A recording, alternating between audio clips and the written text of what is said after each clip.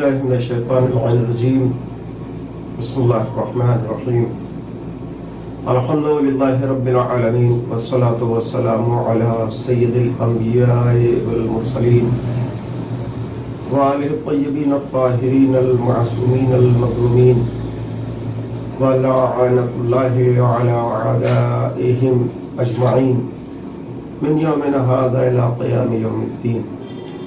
أما بعد فقد قال الله الحكيم بسم الله الرحمن الرحيم ومن يعظم شعائر الله فإنها من تقوى القلوب. عزیزان گرامی، ناظرین محترم،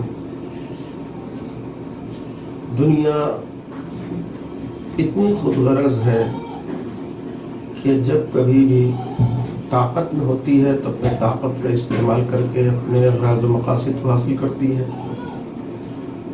اور کبھی کبھی طاقت میں ہونے کے باوجود اپنی گندی سیاست کی وجہ سے حکومت کو وسیع کرنے کی خاطر، حکومت کو وسعت دینے کی خاطر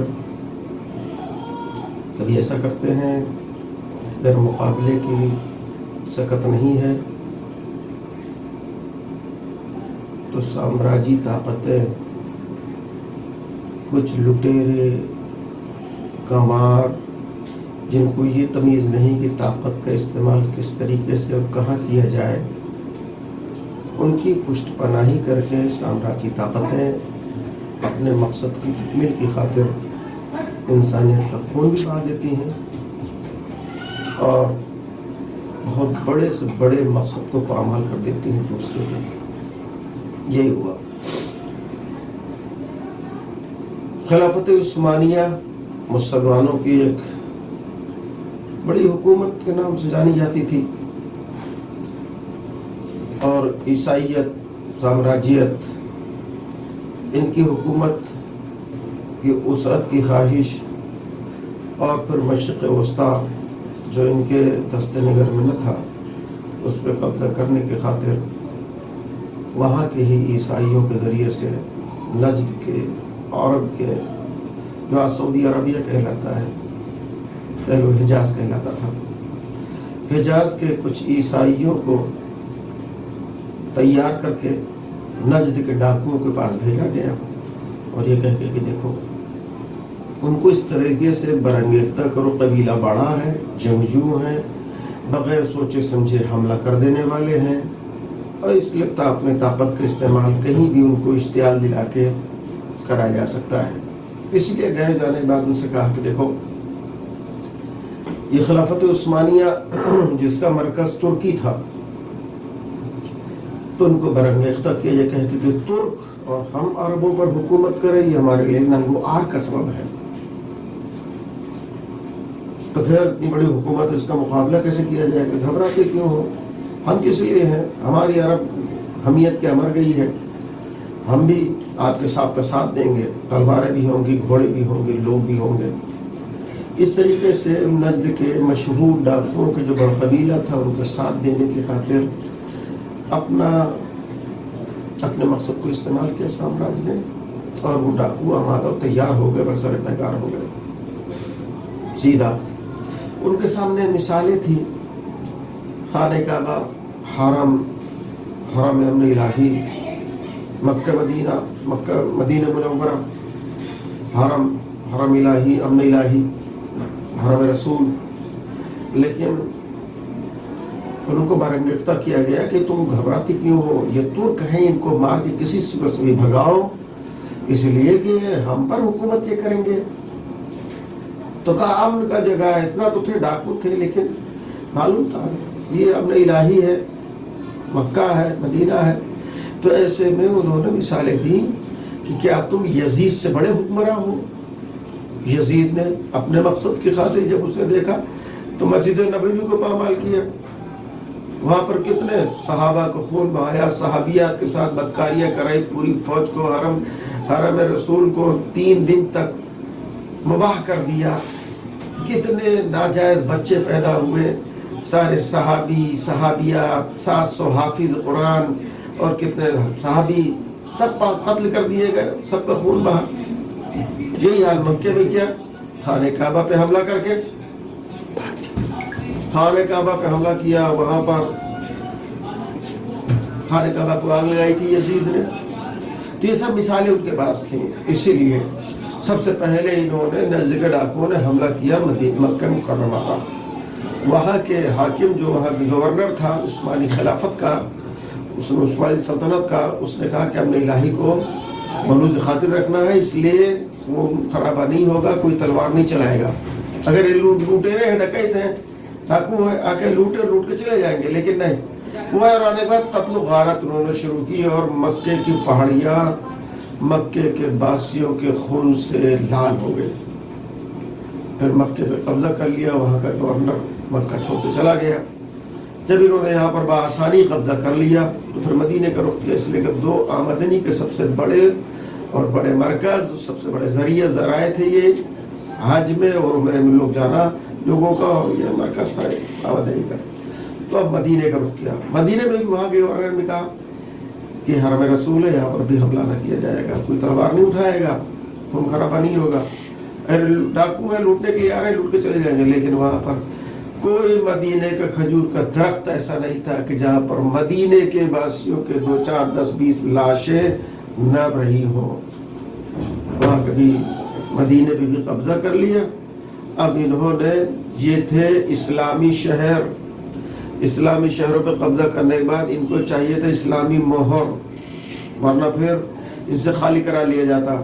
उसकी खातिर खुद मोहम्मद बिन अब्दुल वहाब को हेम्फ्रे और उसको कुछ साथियों के जरिए से साम्राज्यों ने उसे पहले से तैयार कर रखा था। नजदीक वो भी था। नतीजा निकला कि उनको हुकूमत चलाने के लिए इस्लामी सिंबल चाहिए और ऐसे मौलवी को हुकूमत की हिमायत चाहिए। दोनों की हिमायत हो गई। और फिर क्या किया, जब इनको जो पहले से पढ़ाया जा चुका था कि आसार इस्लामी जब तक बाकी रहेंगे, इस्लाम का प्रचार, इस्लाम की तबलीग और तरवीज होती रहेगी, लोग आएंगे, जिंदा मोजज़े देखेंगे, तो जाएंगे, इस्लाम रोज़ बरोज़ कुव्वत में आता जाएगा। इसीलिए आसार इस्लामी को सबसे पहले ख़त्म करने की खातिर एक शिर्क का एक कलमा इजाद किया मोहम्मद बिन अब्दुल वहाब ने कि अल्लाह के अलावा कुछ नहीं, किसी को नहीं, जितनी भी चीज़ें हैं ये सब गैरुल्लाह की तरफ मुल्तफित करती हैं, अल्लाह से मुनारिफ करती हैं, इसलिए इन सब चीज़ों को गिरा दो, हटा दो, मिटा दो। पता चला कि साहब वो खाने काबा मक्का मुकर्रमा में जन्नतुल मुअल्ला अजीमुल मर्तबत खानवादे की अजीमुल मर्तबत ज़वात की वो मुक़द्दस कब्रें थीं कि जिनको मुनहदिम कर दिया गया। रसूल अल्लाह ने सल्लल्लाहु अलैहि वसल्लम ने जहाँ से चांद के 2 टुकड़े किए थे, पता चला वो जगह बाकी। आज शक्कुल कमर का मोजज़ा कोई आसार है कि ये होता है कि जहाँ पर खड़े होकर अल्लाह के नबी ने यहाँ से कोई हज पे जाता तो बयान करता, देखते लोग मुतवज्जे होते कि यहाँ पर खड़े होकर हमारे नबी ने शक्कुल कमर का मोजज़ा किया था। ख़त्म। वहाँ पर भी निशाने मिटा दी गई, जन्नतुल मुअल्ला मिटा दिया गया, रसूलुल्लाह के विलादत का मकान वो तबाह कर दिया गया। दूसरे आसार जितने भी अल्लाह के नबी के थे वो सब खत्म कर दिए गए। आसार खत्म करने का मकसद क्या होता है? आसार इसलिए खत्म किए जाते हैं कि अगर आसार रहेंगे तो मौसर की याद आती रहेगी। हमारे हिंदुस्तान में क्या है, हमारे मुल्क हिंदुस्तान में यहाँ पर बहुत सी ऐसी शख्सियतें गुजरी हैं कि जिनके आसार और निशानियाँ हमारे यहाँ रखी गई हैं। जैसे इल्मी अदबी ऐसी कोई खिदमत होती है, ऐसी कोई बात आती है, तो ऐसे में रविंद्रनाथ टैगोर को भारत रत्न थे, उनको इस तरीके से नवाजा गया। क्यों? इसलिए कि बंगाली अदब में उन्होंने बहुत कारह नुमाया अंजाम दिए हैं। और हिंदुस्तान की जो हमारे यहाँ के वो तौक़वी तराना है उसके भी शायर वही हैं और बहुत सी खिदमत अंजाम दी हैं। तो नतीजा है कि जहाँ कहीं भी यूनिवर्सिटीज़ वगैरह में आप जाएंगे तो तमाम यूनिवर्सिटीज़ में किसी न किसी शोबे में आपको रविंद्रनाथ टैगोर का मुजस्समा मिल जाएगा। जहाँ भी हमने पसंद लोग होंगे, हिंदुस्तान छोड़ दिए, हिंदुस्तान के बाहर जहाँ मजलूमियत के हामी होंगे, जालिमों के मुखालिफ होंगे, ऐसे मुल्कों में पता चला आपको महात्मा गांधी का मुजस्समा मिल जाएगा। क्यों? اس لیے کہ اس کو دیکھ کر کے امن یاد آتا ہے. ٹیگور کو دیکھیں، ان کا مجسمہ دیکھیں گے تو علمی خدمات اور علم اور ادب اور تہذیب اور کلچر کی باتیں یاد آئیں گی. تو جہاں جہاں بھی کسی کے اثر کو باقی رکھنا ہوتا ہے تو وہاں پر اس کے آثار کو زندہ رکھا جاتا ہے. بہت ساری دنیا بھر کی مثالیں ہیں، نہیں مثالیں دینا، بس اتنا مختصر کہ جہاں کہیں بھی کسی کے اثر کو زندہ رکھنا ہے تو آثار ہوتے ہیں. اب اسلامی دشمنی کی سب سے بڑی علامت اس سے بڑی اور کیا ہوگی کہ جس خانوادے کی قربانی اور جس کے خون سے اسلام کو جڑیں سینچی گئی اور اتنی بلندی تک پہنچی اور آج دنیا بھر میں لا الہ الا اللہ محمد رسول اللہ کے صدائے ہیں، اسی خانوادے کے سارے آثار کو مٹا دیا گیا. یہ اسلام دوستی تھی کہ اسلام دشمنی؟ جبکہ ابھی وہ شیطانچے نے اپریل 2018 میں خود ہی اعلان کیا اس نے کہ ہم نے وہابیزم کو، وہابیت کو امریکہ اور برطانیہ کے کہنے پر دنیا میں ترویج کی، اس کو پھیلایا ہے. اور اسی وہابیت کے نظام میں ہی یہ سارے آثار کو مٹانا، یہ روزے منہدم کرنا، یہ سب کچھ. آج پورا عالم اسلام اگر اس کو ذرا سا بھی درد اور غیرت ہو تو وہ سوچے کہ رسول کے خانوادے، ان کے اجداد کے، ان کے ازواج کے، ان کے فرزندوں کی قبروں کو منہدم کر کے ان کے نشانات مٹا دیے گئے. جنت البقیع میں ان کی بیٹی اور دوسرے ازواج اور دوسرے وہ منتخب اور منتجب صحابہ کرام جو رسول پہ جان قربان کرنے والے تھے، ان سب کے مزارات منہدم کر دیے گئے. لیکن صحابیت کا رونا دنیا روتی ہے، لیکن وہ صحابہ نہیں ہے جو رسول پہ قربان ہو گئے، جو دھوکہ دیتے رہے، آج ان کو صحابیت کا درجہ دیا جاتا ہے. خیر، جنت البقیع ایک ایسا درد ہے کہ خمینی صاحب نے ایک جملہ کہا تھا کہ اگر کسی کو اجڑی ہوئی جنت دیکھنا ہو تو جنت البقیع چلا جائے. اگر روضہ مقدس محفوظ رہتے، دنیا جاتی، مدینے جاتے لوگ تو وہاں دیکھنے کی بات کیا کرتے ہیں، یہ کس کے روزے ہیں؟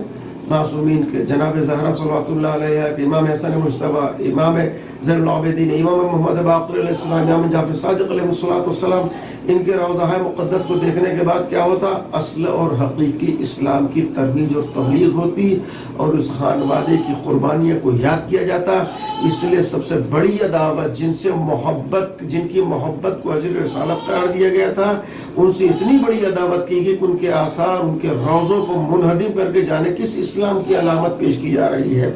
پروردگار وہ دن جلد سے جلد لے آئے کہ جنت البقیع کے روضہ مقدس مظلومین کے، معصومین کی قبروں پر خوبصورت مزارات کی تعمیر ہو سکے اور ایسے ظالم جابر حکومتوں سے اسلام کو نجات ملے، اسلام سے آزاد ہو جائے کہ جس نے قبضہ کر کے حرم اسلامی، حرم الہی، حرم مدینہ، ان سب پہ قبضہ کر کے تمام علامتوں کو تمام برباد کر دیا ہے. جلد سے جلد وہ ساری جگہیں جو ساری مقدس مقامات ہیں ان کو پھر اسی طریقے سے پروردگار شاد و آباد فرما جیسے وہ قدیم زمانے 1924 سے پہلے شاد و آباد تھے.